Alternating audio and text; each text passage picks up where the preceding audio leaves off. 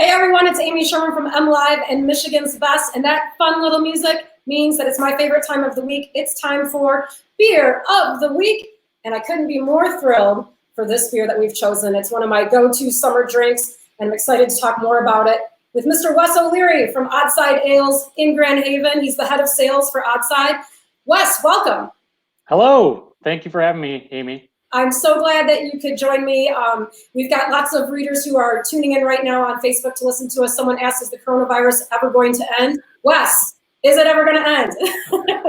Gosh, I hope so. Yeah, it's really put a big screw in the works for a lot of breweries, including Oddside. You guys have really made some major changes in how you're doing production over the last couple months. Tell us a little bit about what it's been like. Yeah, we went on a pretty quick lockdown of our staff and of our brewing process. Right when the bars closed, we pretty much said, we got to slam on the brakes and wait this out a second. We went down to a skeleton crew. Our GM of our tap room was doing to-go beer sales by himself for a little while. At the brewery, we only had our main 3 or 4 brewers, quality operations guys, and the production manager. So we went skeleton crew right away and really just tried to adapt and make sure our bottom line was still okay. I even went on a 6-week furlough, so there wasn't any need for a head of sales when there was no sales to be had. So we took some much needed time at home. Which is nice. There is an upside to that. But one of the things you guys are known for at Oddside Ales is your sheer variety of beers and the number of flavors that you produce. Have you had to kind of cut down on what you're actually producing to go out in distribution because of the coronavirus? Yeah, absolutely. Yes, is the short answer. The long answer, yeah, we were known for making tons of beers. We're somewhere in the range of 200 to 300 now, which is intense. But for the most part, yeah, we had to take a hard look at our brew schedule, and we basically cut, probably 30 to 45% of the beers that we were making right off the schedule. We're sticking with cores. We are sticking with a couple other seasonal brands that we have really good movement with, like fruited dank juices, the Fruitsicles, and I'm sure some other brands we'll talk about soon. We will be talking about some of them because thankfully you have not cut production on our pick for beer of the week because it is one of my summer go-to quaffs. I absolutely love this beer, so we'll be talking about that shortly. But tell us a little bit more about Oddside Ales history. When did the brewery start? You guys are located in Grand Haven. Tell us a little bit more about that background. Yeah, absolutely.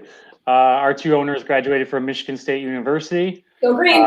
I'll let you say it. I'm a Wisconsin fan, so I'm kind of out there in the middle. They graduated and they were brewing beer back in their dorm and their college residence, and said, well, we're kind of onto something here. We make good beer. Started up a brewery. Got a little spot in an old renovated piano factory that's kind of like a strip mall now, which is really cool. Has a lot of history, and they had a really small space. It was only 1,000 square feet or so. Maybe sat 75 people. It was pretty small, but it opened in 2010, right downtown Grand Haven, and they really just went bonkers. They tried to make unique, off-the-wall beers and service their local market, and it grew into something a little bit bigger. A couple years later, they started distribution, and it kind of started writing its own story from there. Yeah, it just got a little bit bigger. You guys are now one of the larger breweries in the state of Michigan for distribution, correct? Yeah, I haven't seen 2019 numbers from everybody else, and we kind of leveled off. We did a lot of changes, so we had a pretty flat year, and that was mostly due to just reorganization, adding new states, and kind of restructuring alike. But we should be somewhere in the top 15. We were like 12th last year, so. Yeah, that sounds about right. I was impressed when I was looking at your website, the number of states that you are distributing in. in addition to beautiful Michigan, you guys are going down to Ohio, Wisconsin, I believe, right? Kentucky? Yes. So Michigan, Ohio, Indiana, Illinois, Kentucky, Pennsylvania, Wisconsin, Texas, I think is that 8. Texas is such a weird place. Like, you'd think a state that big would have a really big brewing scene, and they kind of... Yeah, I think for our brewers, right?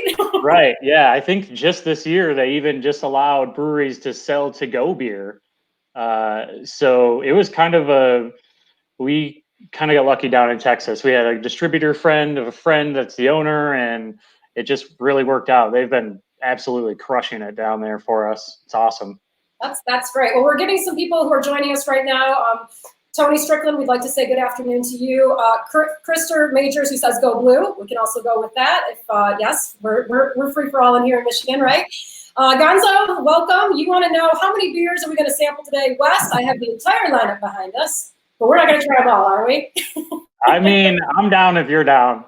Hey, okay, I like that. Someone asked, it's Andrew Dodson, who used to work with us at MLive. He's asking, when will Oddsides be coming to Colorado?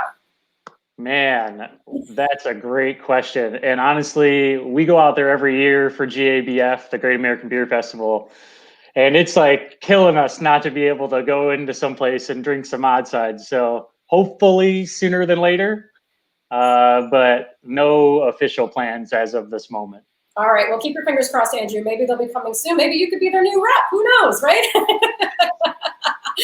Okay, we are going to get to beer of the week very shortly. But one of the other beers I wanted to talk about, and I've got the lineup, like I said, behind us of a lot of your flagship beers, ones that you're really well known for, like Beer Me, which is an American lager, Bean Flicker, which has got coffee in it. But one thing that you guys have been focusing on, as a lot of Michigan breweries are making seltzers for people to enjoy. And you told me that these have gone crazy for you. Yeah. Just to give a little background, we started making them about a year ago. And we've been really tweaking the recipe and trying to figure out the branding and name changes and flavor profiles. And yes, that's the new one that just hit the market, Blueberry Mojito. But they took a lot. I mean, we were brewing a lot of beer. We were at capacity, so the space for them really wasn't there.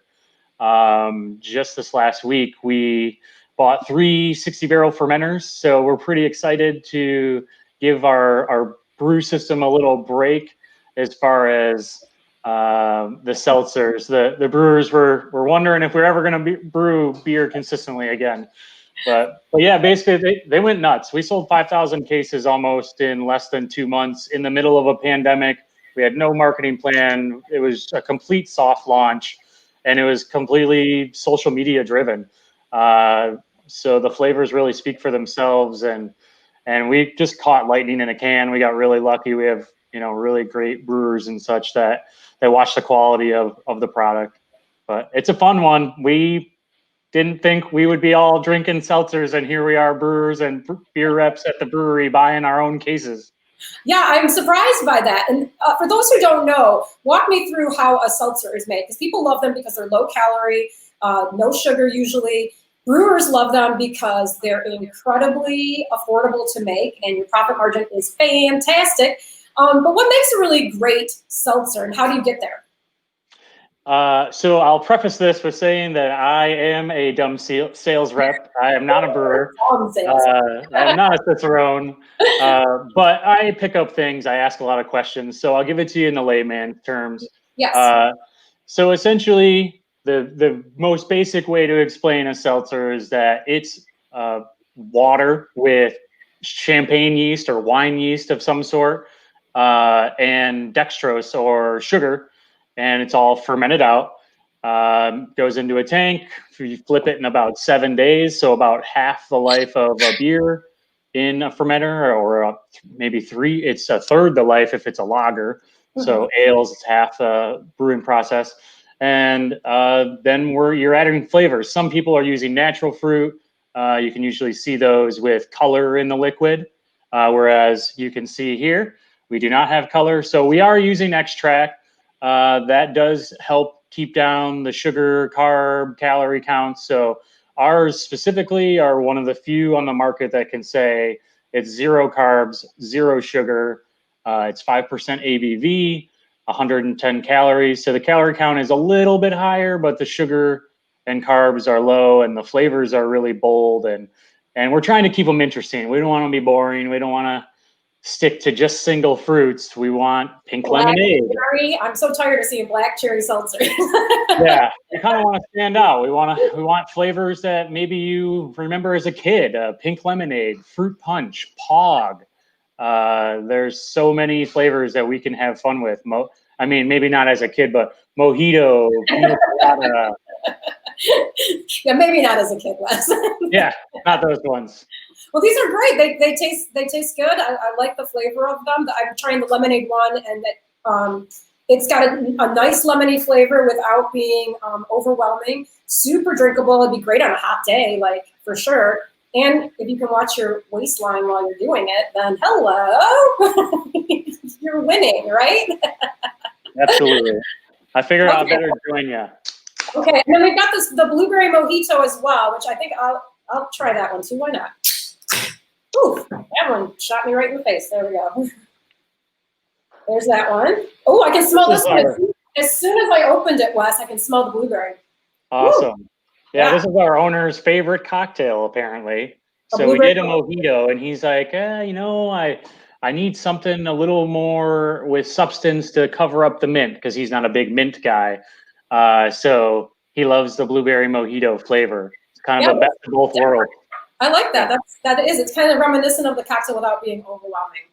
Okay, well, as great as these seltzers are, everybody who knows me knows I'd much prefer to have a beer. So let's move on to our pick for beer of the week. And this is, as I said before, this is my go-to summer beer. I like to drink seasonally. I like to kind of rotate the beers that I have in my fridge and in my glass throughout the seasons according to the weather and stuff like that. And for the last couple summers, beer of the week has been the one that I constantly have in my fridge. I always have to have a 6-pack of it, just, you know, to get ready to go. So without further ado, let's tell everyone what it is. It is the Citra Pale Ale from Oddside. Yay! This beer, one of the reasons why I like it is I love hops, right? They're delicious. But some beers, if you have a couple of them, you start to blow out your palate. You can't taste anything else. They can be a little overwhelming. Hops can be a little heavy, I feel, sometimes in hot weather too. And this beer is really a great kind of gateway into the hot world because it's so juicy and delicious without like busting your palate up. You agree, Wes? Oh, absolutely. Great explanation. Hey, maybe I can work for you. No, I'm kidding. I didn't say that. I'm not. Okay, so this one, the color is always really pretty to me. It's a great, beautiful, golden color. My apologies for the dogs barking. Someone must be walking by with their dog. What do you like about this beer, Wes? Tell me a little bit about Citra Pale Ale. So I'll give you like my personal bias first. Okay. Long before I worked for Oddside Ales, I was struggling. I was just a entry-level craft beer drinker that knew that I didn't like the macros and I was bored with them. And even though I was in college, I was ready to spend a couple extra bucks on some more bold flavors. So I got into browns and darker beers that are sweeter and wheat ales. And finally, someone said, "Have you ever had an IPA?" And then I tried an IPA, and I tried the best IPA in the world, in fact, and I hated it. And granted, this is like 12 years ago, so I since love Two Hearted, so don't judge me too much. But I wrote off IPAs, and then a year later, searching the shelves, I'm like, I've got to find something. These things are the #1 selling style in the craft beer industry. They must be good. There's got to be something that's different tasting. And someone handed me a Citra Pale Ale. They said, "Oh, you don't like Two Hearted? This isn't piney. This isn't super bitter. This isn't going to be hoppy and blow your palate away. You can drink more than one." And I'm like, 5.75%. Yeah. I take a sip. It's tropical fruit flavor, lemony, grapefruit. It even has like a nice malt backbone. And the color was just awesome. So to me, Citra Pale Ale was a great entry-level pale ale for the average non-IPA drinker. And it really opened up my palate. It got me liking IPAs. And then I was just, it was like everybody else. Then you love every IPA and every style. As long as if it's not hoppy, then I don't want it. So this is always a great throwback. You can drink multiples of them. It's super refreshing on a hot day too. So this is kind of your gateway beer. 110%. 110%. I mean, just drinking browns, drinking wheats. I mean, those are styles that are great. But until I had this, it really didn't explode that I was soon to be a nerd. Welcome to the club, baby. Well, how does it feel to now be repping and selling kind of your gateway beer? I mean, is that a dream come true for you? Completely, yeah. I couldn't imagine selling beer for someone else. Oddside was always one of my favorites. I always loved shorts, growing up, because obviously they had a lot of unique flavors as well. So, between those two, obviously there's tons of other powerhouse companies that make great beer, but for what I liked and for my unique palate, and I loved weird stuff and just things outside the boundaries of, the 4 main ingredients. But yeah, it's a complete dream come true. Hopefully I can do it forever. I don't know. Well, you're doing great so far, so we'll stick with that. So that is one of the things that sets Oddside apart, is that you guys do make some of these beers that are absolutely kind of insane in flavor profiles. You use really interesting ingredients. You combine them in crazy ways. You barrel age a bunch of stuff. Tell me about some of the more interesting beers that you guys are putting out there. Like packaged in particular, like in stores? Distributed, yeah. Like, sure, yeah. One that I loved. You guys came up with that 2 years. I think it was 2 years ago when you came up with this one, which is it's a crazy fruit beer that's got lactose in it. So it's like drinking a creamsicle popsicle, but it's so good. Yeah, it is. So, I mean, I guess the biggest thing that we've always tried to do is stay either on the forefront of a trend or be the forefront of the trend. Obviously the coasts really decide where the trends are going. So we watch the West and East Coast pretty religiously.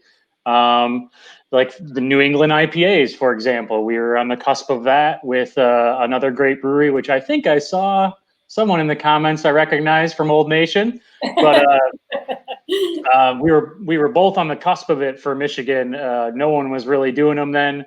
And they were, much like Citra, a great entry level style to IPAs. But we were trying to push that envelope. So now we have like 18 flavors of dank juice between single hopped and the original and fruited. Then Fruitsicles was the next summer. And that's basically a kettle sour fruit ale with lactose in it.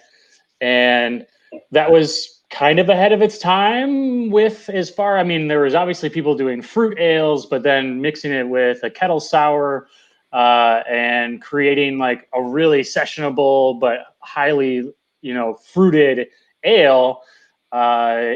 It just took off. I mean, those became their own brand. And again, like dank juice, we made it a series, made about 15 flavors.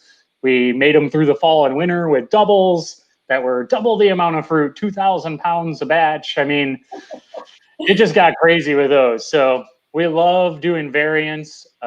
We love the styles that we're making. And we even circled back and did some OG recipes recently. I see you got the nut brown back there. Oh, yeah. Yep. Grand River Nut Brown. This is one of your original beers that you guys made?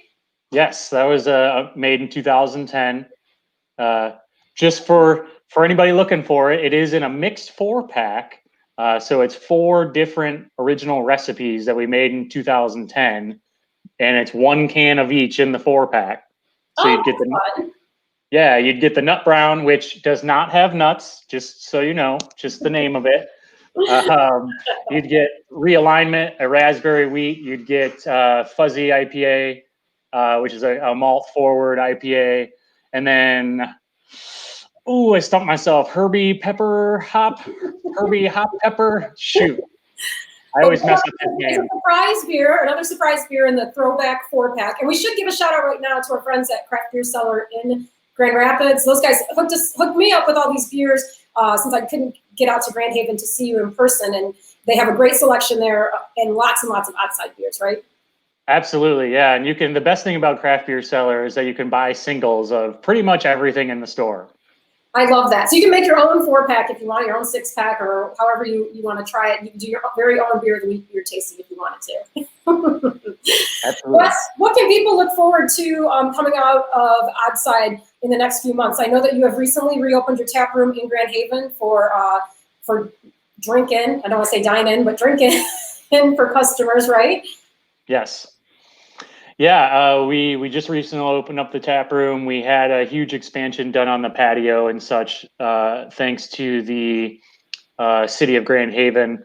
They actually shut down like half of First Street for us. So hopefully we can get to half capacity at some point, because it'd be really tough to do it, obviously, only inside. But beer-wise, we've got a lot coming down the pipe.